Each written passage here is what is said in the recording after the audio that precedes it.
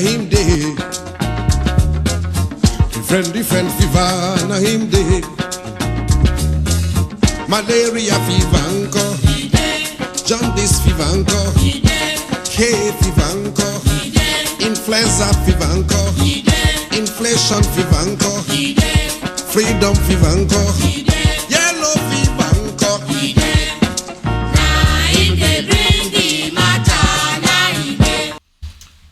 Hello everybody, this is Fred Wanko again, coming to you from our studios in Chicago with another edition of Bold Talk on Allen TV. Today we're going to go straight to the point. There is no point beating around the bush.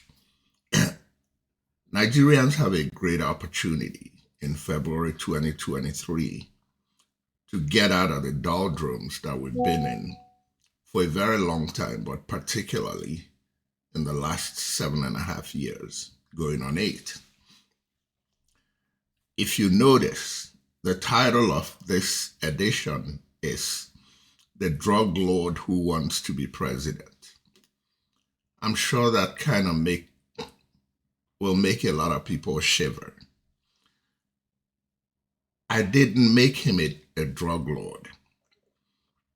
And the reality about life is that consequences are the reasons why we should think twice before we step into whatever direction we decide to step into. Don't get me wrong. He who hasn't sinned, let him cast the first stone. But there is a difference between the stupidity of being human but on the right side of the law, and the stupidity of not thinking things through when you're dealing with something that puts you in a very, very grave situation with the law and the rest of your life. However, I and anybody else should be ready to bear the consequences of the lifestyle they lead. It actually pains me, and I mean that with every honesty, to be talking about this person, calling him a drug lord. But facts are facts. It doesn't matter how many ways his spin doctors spin it. He's a drug lord, and he was indicted. And that brings me to the part of this conversation that I hope will make you understand that I'm not here to vilify anybody.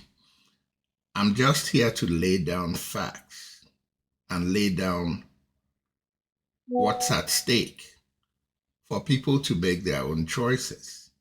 If we decide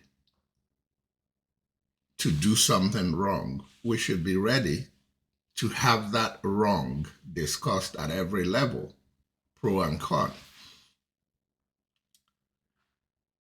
This drug lord's background is one that is very challenging.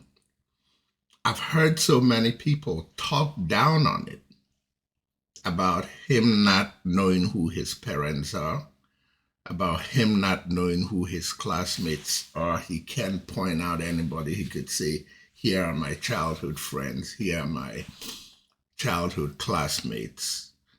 Him not being accurate when he says which school he didn't go to. And people have criticized him a lot about that. I've even been in some of those conversations. At the spur of the moment, I too may have said something that's not too complimentary about it. But in sitting down and thinking through it, it's really something we all should be sympathetic to him about, because the privileges we had with the advantage of growing up with our parents, knowing our friends, knowing it's not something we should take for granted. He didn't have that opportunity. But the reason I bring that up is that he went on to realistically achieve the best he could until he went the drug route. But what I want to look at is that for a guy who doesn't have any record of elementary school, doesn't have any stable record of secondary school, it's just patchy here and there. What I really want to shine a light on is the fact that he went on to Chicago, went to Richard Daley College, Junior College, got an associate degree, went on to Chicago State, got an accounting degree, and went on to interview and get a job with Mobil Oil. Those are significant because at the time he got that job with Mobil Oil, I was in Chicago. At that time, I came about 2 years before that.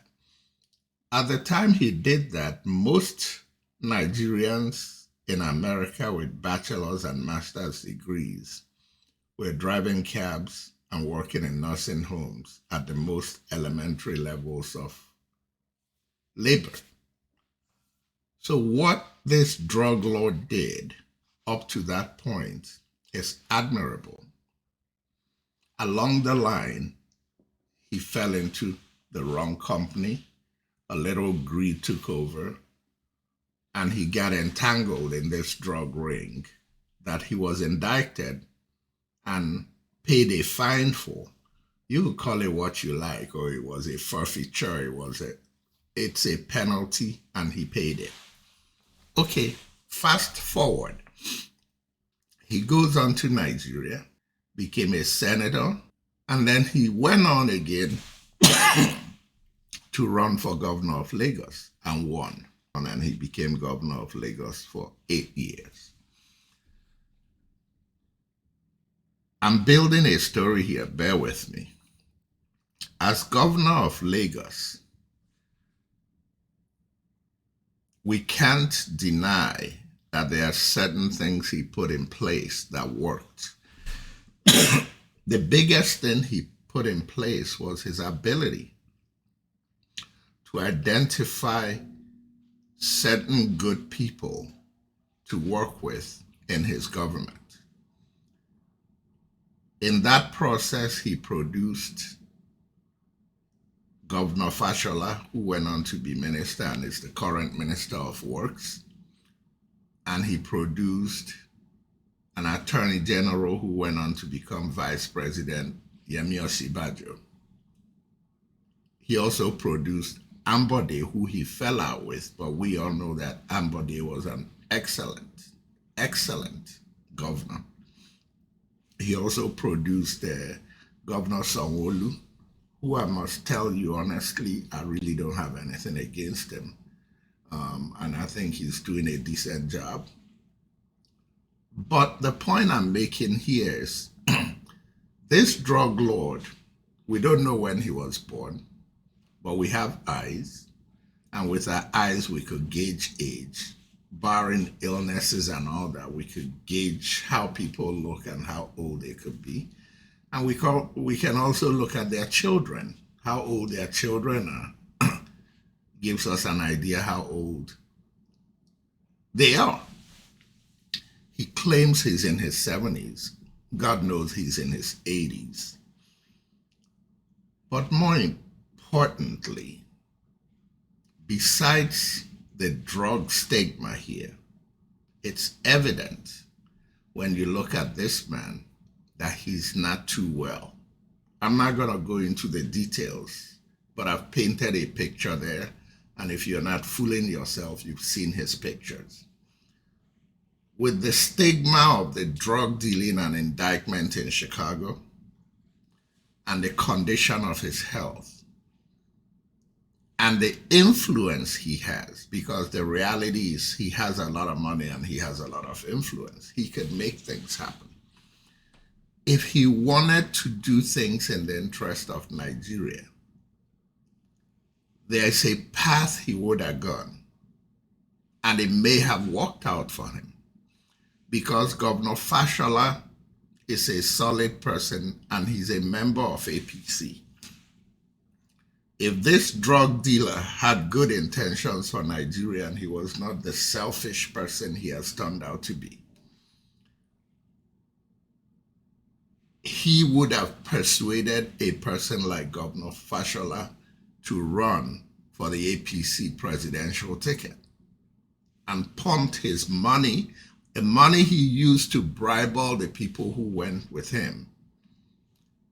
Nigerians would have been happier, not that he bribed anybody, but that the money was used to bribe them to get a good person that can work for Nigeria to be president of Nigeria. But no, he insisted on a milokon, a milokon.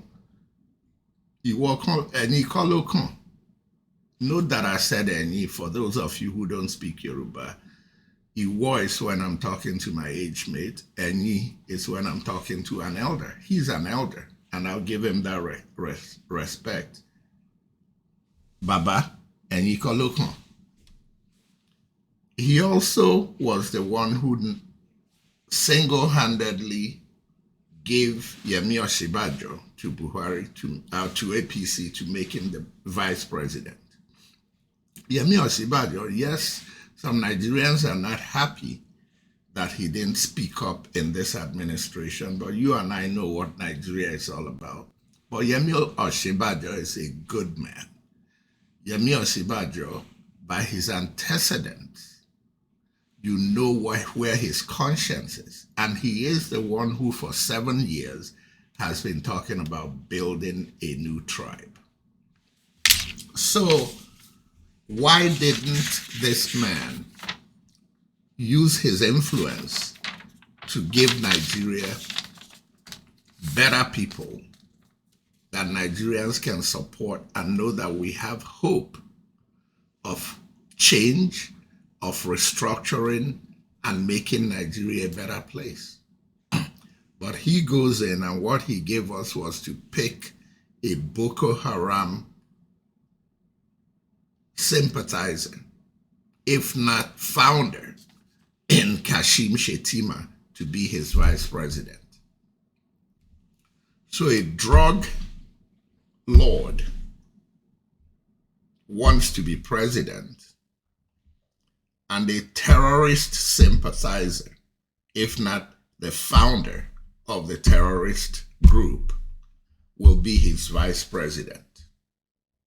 In the meantime, the drug lord is not looking very well. I wish him good. I wish he lives to 120 in good health. But God knows he doesn't look good.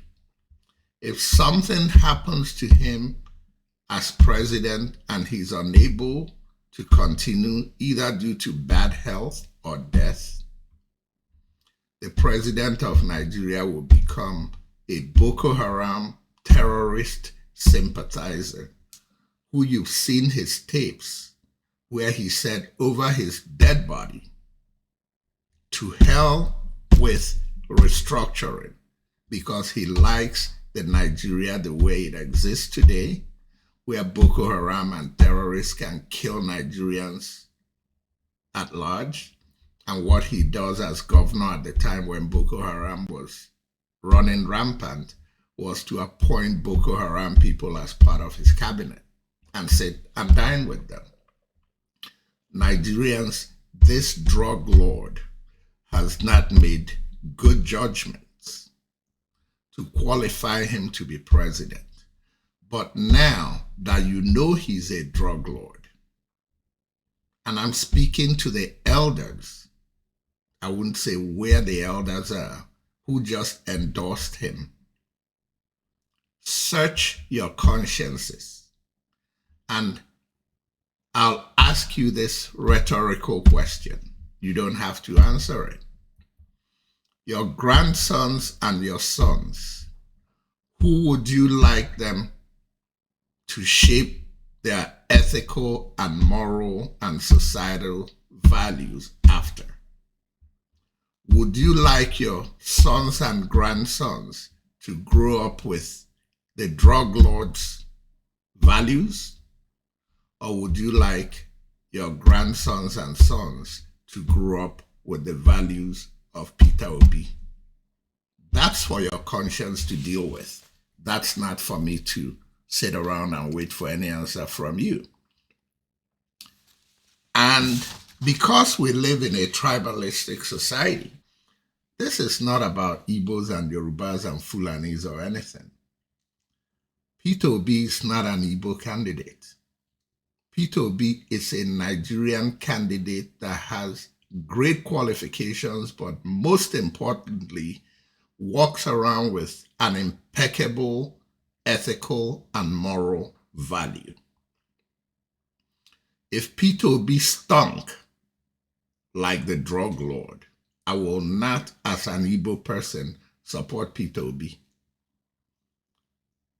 If Peter Obi was running against Fashola or Yemi Osinbajo, I wouldn't stand out and be campaigning for Peter Obi. I'll be running an objective, balanced commentary on Nigeria's politics. I'm desperate to see a Nigeria where I too can return and live in safety. This is not about Igbos and Yorubas. Yorubas are people that should be very proud of what they've contributed to Nigeria. And we all know that a significant faction of Afenifere endorsed Peter Obi, not because he's an Igbo man, but because they found the qualities in him that Pa Awolowo would be proud of. It is Yoruba people who I'm very proud of, and it's where I grew up. Bewe Bakbela Roche, Adoshe Gidi. Igbo ni mi, ṣùgbọ́n outside Igbo land, Yoruba ni mi. Èmi ò ń ṣọmọlẹ̀. Ṣùgbọ́n anything to concern Yoruba, concern èmi náà. Nítorí I have friends that are from there, and I like the friendship I built with them over a 60-year period. It is Yorubas who gave us Papa Awolowo. It is Yorubas who gave us Bola Ige. It is Yorubas who gave us Lateef Jakonde. It is Yorubas who gave us Funmilayo Kuti. It is Yorubas who gave us Fela Aníkúlápó Kuti. At the time he was radically singing about this, we saw him as Amugbo hero. He's not Amugbo. He saw the rot we are in 80 years before we saw it. It is Yorubas who gave us Wole Soyinka. It is Yorubas who gave us Olusegun Obasanjo. It is Yorubas who recently gave us Governor Fashola, Minister Fashola, and Yemi Osinbajo. Those are people I'm very proud of. They are not perfect human beings. None of us are. Now let's take it to the southeast so that you'll understand that Peter Obi is not a southeastern candidate. He's a Nigerian candidate who Nigerians have fallen in love with. A majority of the political leaders in Igbo land, covertly or overtly, are against the presidency of Peter Obi for selfish reasons. Because they've been bought, not just for this election, they've been in the pocket of Asherok and any cabal that is doing whatever it takes to destroy Igbo land for the last 50 years. They've been in their pocket, and they want to continue to get the sheshe they get from those places. And Peter Obi has assured them and assured Nigeria, and not they give sheshe. He's going to work for Nigeria. but he's not giving any sheshe-seeking Igbo politicians. And if they don't want to support him, the embarrassment is going to be theirs in February 2023, because the progressive Igbos and the Igbo youth are going to put them to shame. The same thing applies to the Southwest. The progressive Southwesterners and the progressive youth of the Southwest are going to put them to shame. The same thing applies in the North. The progressives in the North and the oppressed people in the North and the parents and siblings and friends of all those young ladies that have been raped and all those farmers that have been displaced and all those farmers and young ladies that have been killed by Boko Haram, their sympathizers are waiting in this election. We need to take our country back. In the opening song, we heard Fela sing Yellow Fever. I used yellow fever as a metaphor to what's going on in Nigeria today. When Fela said, yellow fever anko ide, na him they bring the matter now ide. The metaphor to that is drug fever anko ide, na him they bring the matter now ide. Then we follow it up with Kashim Shetima fever anko ide. Boko Haram fever anko, which is tied to Shetima ide. Na him they bring the matter now ide. The bottom line is that what Fela sang in Yellow Fever can metaphorically apply to so many things that's going on in Nigeria today.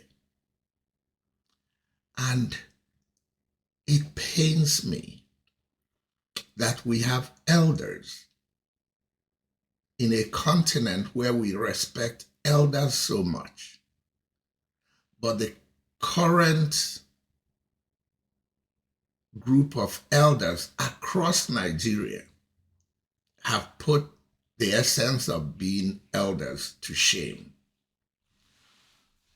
Let's assume that 2-3 weeks ago, when the faction of Afenifere that endorsed the drug dealer did that, they were not fully aware of the details of his drug indictment in courts in Chicago, in the United States. Now that the details of these indictments have come out, let's also assume that they really haven't dug deep into the connections between Shetima and Boko Haram. Isn't it incumbent on an elder to do what it takes to fully understand a situation and a candidate before they go on to back the candidate? Why do children and young people and youth, and even me at 65, because we always respect elders, so I respect 70 and 80 and 90-year-old people. Why should I respect you if you can be compromised by a drug dealing, drug money laundering candidate who wants to be president in a country where your grandchildren and unborn generations of your lineage are going to suffer because of the policies that these people are going to make, because all we have to do is look at their antecedents. Acorns do not fall too far from the tree.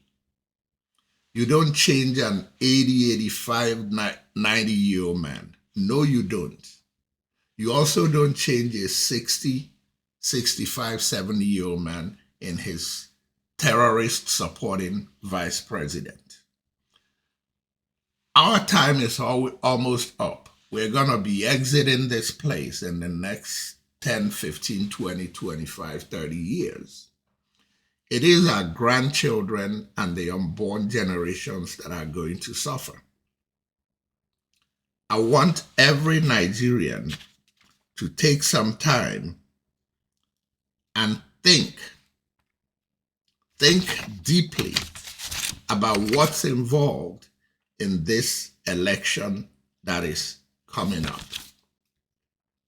Think about the possibility if these elections don't go well, the possibility of 100 million plus Nigerians as refugees fleeing Boko Haram and agitating groups in the east and west and north and south and middle belt who are killing people to gain their turf, fleeing Nigeria and spread across the continent of Africa and swimming across to Europe.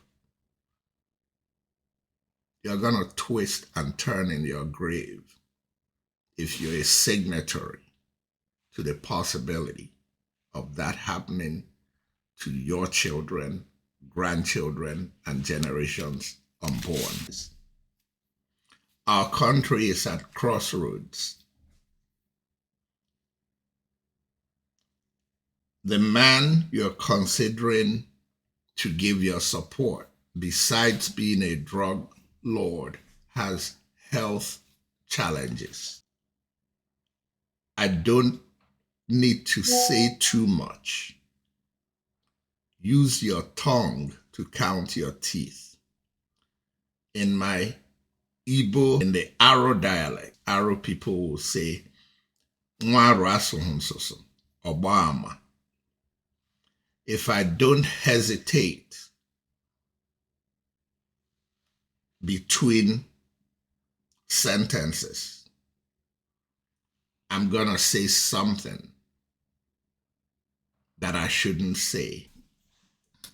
I'm gonna sign off with a 2.5-minute beautiful song that more or less is another metaphor that tells the story of what's going on in Nigeria today.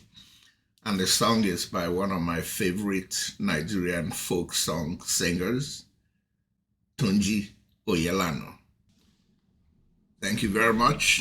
Until next time, good night.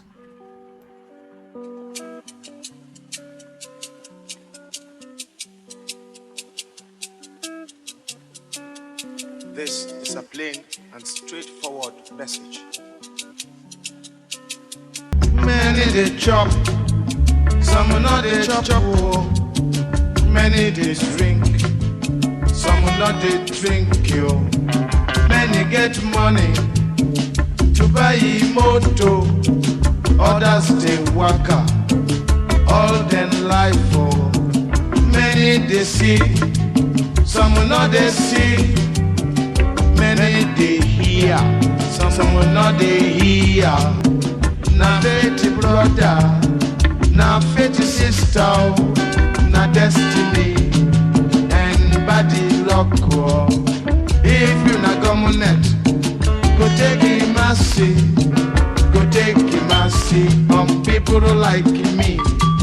Make them provide for the suffering people. I know go die of hunger and thirst. The day I get, now here they chop war. When I no get, I know they cry you. Rain they beat, sun they bite you. Cold they try, Hamatani not they stop war. They all begin and end for my head, yo. The day I go die, now here they wait you. Na faith brother, na faith sister, na destiny and body luck.